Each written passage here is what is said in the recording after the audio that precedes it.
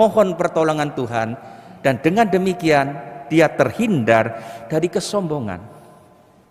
Kalau orang merasa kuat, tidak merasa lemah, dia mengandalkan kekuatan sendiri. Tetapi barang siapa lemah dan mengakui kelemahannya, dia lebih mudah beriman, lebih mudah menyerahkan diri kepada kekuatan Allah yang jauh lebih kuat daripada kekuatan manusia. Dalam nama Bapa dan Putra dan Roh Kudus, damai bagimu dan bersama rohmu. Saudara-saudari, pada hari ini surat Santo Paulus yang kedua kepada jemaat di Korintus mengajarkan kepada kita bahwa Tuhan kadang harus melatih kita untuk rendah hati dengan mengirim penderitaan atau godaan lain, supaya kuasa Tuhan lebih berlaku daripada kuasa dan kekuatan diri kita sendiri. Mari kita persiapkan hati untuk mendengarkan firman Tuhan dengan mengakui bahwa kita orang berdosa. Mari kita mohon ampun atas segala dosa dan kelemahan kita, terutama dosa kesombongan, mengandalkan kekuatan sendiri. Marilah kita berdoa.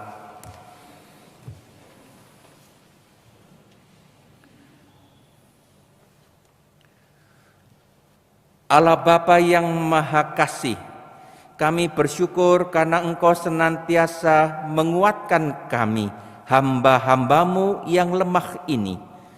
Semoga kami semakin mengimani Engkau dan menaruh harapan kami hanya kepadamu, karena Engkaulah yang senantiasa menjamin hidup kami. Dengan pengantaran Yesus Kristus Putra-Mu Tuhan kami, yang bersama dengan Dikau dalam persatuan Roh Kudus, hidup dan berkuasa Allah sepanjang segala masa. Bacaan dari surat kedua Rasul Paulus kepada jemaat di Korintus. Saudara-saudara, aku harus bermegah, sekalipun hal ini memang tidak ada faedahnya. Namun demikian, aku hendak memberitakan penglihatan dan penyataan-penyataan yang kuterima dari Tuhan. Aku tahu seorang Kristen 14 tahun yang lalu, entah di dalam tubuh, entah di luar tubuh, aku tidak tahu, Allah lah yang tahu. Orang itu tiba-tiba diangkat ke surga, ke tingkat yang ketiga. Aku juga tahu tentang orang itu, entah di dalam tubuh, entah di luar tubuh, aku tidak tahu, Allah lah yang tahu. Ia tiba-tiba diangkat ke Firdaus, dan ia mendengar kata-kata yang tak terkatakan, yang tidak diboleh diucapkan manusia. Atas orang itu aku hendak bermegah, tetapi atas diriku sendiri aku tidak akan bermegah, selain atas kelemahan-kelemahanku. Sebab sekiranya aku hendak bermegah juga, aku bukan orang bodoh lagi, karena aku mengatakan kebenaran. Tetapi aku menahan diriku, supaya jangan ada orang yang menilai aku lebih daripada yang mereka lihat padaku atau yang mereka dengar daripadaku. Saudara-saudara, agar aku jangan meninggikan diri karena pernyataan-pernyataan yang luar biasa itu, aku diberi suatu duri dalam dagingku, yaitu seorang utusan iblis untuk menggocoh aku, agar aku jangan meninggikan diri. Tentang hal itu, aku sudah 3 kali berseru kepada Tuhan, supaya utusan iblis itu mundur daripadaku. Tetapi jawab Tuhan kepadaku, "Cukuplah kasih karuniaku bagimu, sebab justru dalam kelemahanlah kuasaku menjadi sempurna." Sebab itu aku terlebih suka bermegah atas kelemahanku, agar kuasa Kristus turun menaungi aku. Karena itu aku senang dan rela di dalam kelemahan, siksaan, kesukaran, penganiayaan, dan kesesakan oleh karena Kristus. Sebab jika aku lemah, maka aku kuat. Demikianlah sabda Tuhan. Syukur kepada Allah. Kecaplah dan lihatlah betapa baiknya Tuhan. Kecaplah dan lihatlah betapa baiknya Tuhan. Malaikat Tuhan berkemah di sekeliling orang-orang yang takwa, lalu meluputkan mereka. Kecaplah dan lihatlah betapa baiknya Tuhan. Berbahagialah orang yang berlindung padanya. Kecaplah dan lihatlah betapa baiknya Tuhan. Takutlah akan Tuhan, hai orang-orangnya yang kudus. Sebab orang yang takut akan Dia takkan berkekurangan. Singa-singa muda merana kelaparan, tetapi orang-orang yang mencari Tuhan tidak kekurangan suatu pun. Kecaplah dan lihatlah betapa baiknya Tuhan. Marilah anak-anak, dengarkanlah aku. Takut akan Tuhan akan kuajarkan kepadamu.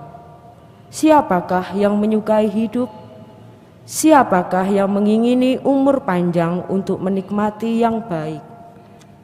Kecaplah dan lihatlah betapa baiknya Tuhan.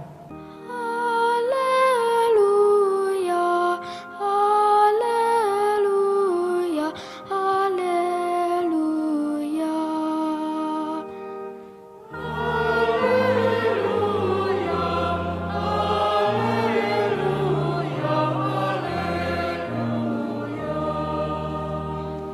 Yesus Kristus dalam menjadi miskin, sekalipun Ia kaya, agar berkat kemiskinannya kalian menjadi kaya.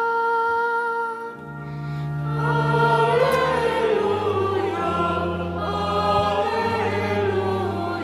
haleluya. Tuhan sertamu. Inilah Injil suci menurut Matius. Dalam khotbah di bukit, berkatalah Yesus, "Tak seorang pun dapat mengabdi kepada 2 tuan, karena jika demikian ia akan membenci yang seorang dan mengasihi yang lain, atau ia akan setia kepada yang seorang dan tidak mengindahkan yang lain. Kalian tidak dapat mengabdi kepada Allah dan kepada Mammon. Karena itu aku berkata kepadamu, janganlah khawatir akan hidupmu, apa yang hendak kalian makan atau minum, dan janganlah kalian khawatir pula akan tubuhmu, apa yang hendak kalian pakai. Bukankah hidup itu lebih penting daripada makanan, dan tubuh itu lebih penting daripada pakaian? Pandanglah burung-burung di langit yang tidak menabur dan tidak menuai, dan tidak mengumpulkan bekal dalam lumbung, namun diberi makan oleh Bapamu yang di surga. Bukankah kalian jauh melebihi burung-burung itu? Siapakah di antara kalian yang karena kekhawatirannya dapat menambahkan sehasta saja pada jalan hidupnya? Dan mengapakah kalian khawatir akan pakaian? Perhatikanlah bunga bakung di ladang yang tumbuh tanpa bekerja dan tanpa memintal.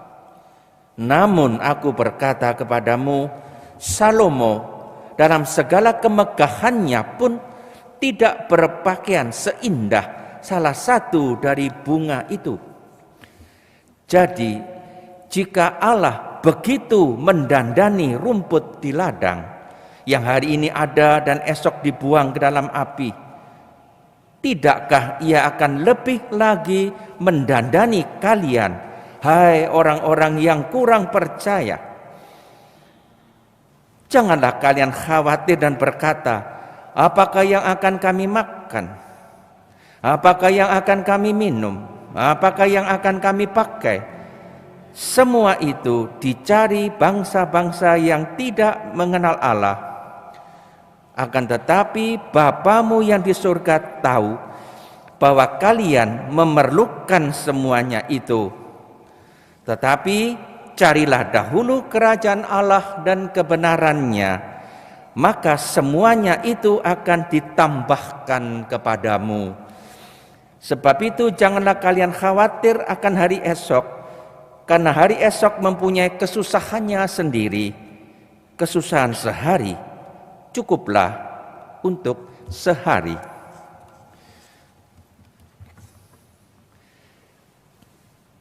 Demikianlah sabda Tuhan.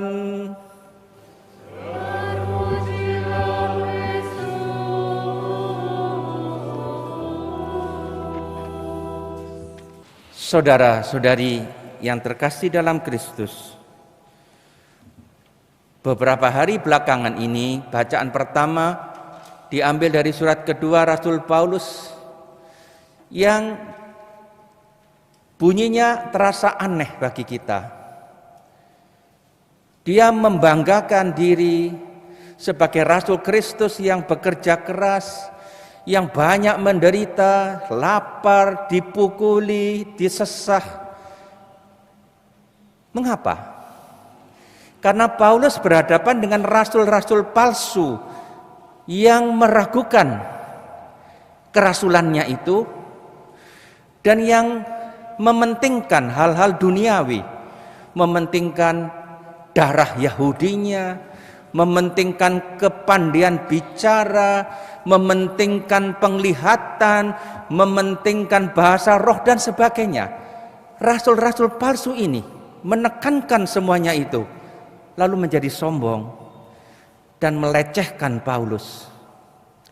Maka Paulus membela diri dengan membuktikan bahwa dia banyak menderita demi Kristus. Dan hari ini dia membuktikan bahwa dia tidak kalah dengan mereka. Dia mendapat penglihatan, dia mendapat pengalaman diangkat ke surga. Tapi Paulus tidak mau menjadi sombong seperti rasul-rasul palsu itu.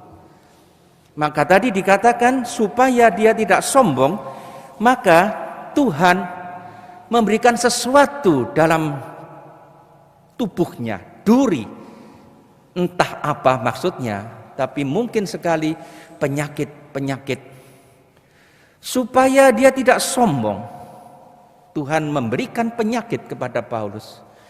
Kadang Paulus tidak tahan dan minta sampai 3 kali kepada Tuhan supaya penyakitnya diambil, karena itu dianggap usaha iblis untuk menggoyahkan imannya. Dan hari ini kita mendengar kalimat yang aneh. Justru dalam kelemahan menjadi nyata kekuatan Tuhan. Lalu Paulus sendiri mengatakan, jika aku lemah, maka aku kuat. Aneh. Kedengarannya bertentangan. Tapi tidak. Yang dimaksud adalah kalau Paulus mendapat penyakit, dia menderita, dia minta tolong kepada Tuhan, dia mengakui kelemahannya, dia bermegah atas kelemahannya, bahkan bermegah atas kemegahannya. Itu tanda bahwa dia tidak mengandalkan diri sendiri. Justru karena dia merasa diri lemah, dia berteriak kepada Tuhan, mohon pertolongan Tuhan, dan dengan demikian dia terhindar dari kesombongan. Kalau orang merasa kuat, tidak merasa lemah, dia mengandalkan kekuatan sendiri. Tetapi barang siapa lemah dan mengakui kelemahannya, dia lebih mudah beriman, lebih mudah menyerahkan diri kepada kekuatan Allah yang jauh lebih kuat daripada kekuatan manusia. Semoga kita demikian. Tuhan memberkati. Marilah berdoa. Allah Bapa sumber kebahagiaan, kami bersyukur atas jaminan hidup yang Kau anugerahkan kepada kami melalui santapan surgawi ini. Kuatkanlah kami dengan rahmat-Mu agar mampu berbelas kasih terhadap sesama dan kelak dapat mengalami kebahagiaan abadi demi Kristus, Tuhan dan pengantara kami. Tuhan bersamamu. Semoga Allah yang Maha Kuasa memberkati saudara sekalian, Bapa dan Putra dan Roh Kudus. Semoga saudara sekalian dilindungi dan dibimbing oleh Tuhan dalam hidup ini untuk dapat menjadi saksi kasih-Nya. Amin.